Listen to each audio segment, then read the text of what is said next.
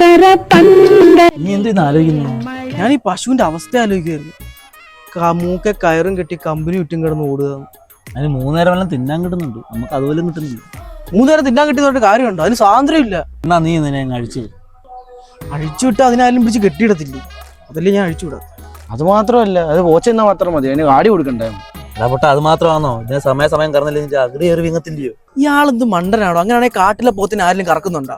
അപ്പൊ അതിന് അകിടി വീക്കം വരത്തില്ലയോ? എടാ, അതിന് ഹസ്ബൻഡും ഇല്ലേ, കൂടാതെ മക്കളും. അവര് കുറച്ച് കുടിക്കത്തില്ലേ, ബാക്കി കാട്ടിലെ മൃഗങ്ങളും ഇല്ലേ ഭായി? ഭായിക്ക് മനസ്സിലായി. ശരിയാണല്ലേ, ഞാൻ അങ്ങോട്ട് പോട്ടെ. അതിന് നീ ഇവിടെ പോകുന്നു? മനുഷ്യനല്ലൂടെ കാല് കഴിക്കത്തില്ല. എത്ര നേരം പറഞ്ഞ നിക്കുന്ന? രാവിലെ വന്ന് നിക്കാൻ തുടങ്ങിയതാ. എന്നാ ഞാനങ്ങോട്ട്. നീ എവിടെ പോകുന്നു?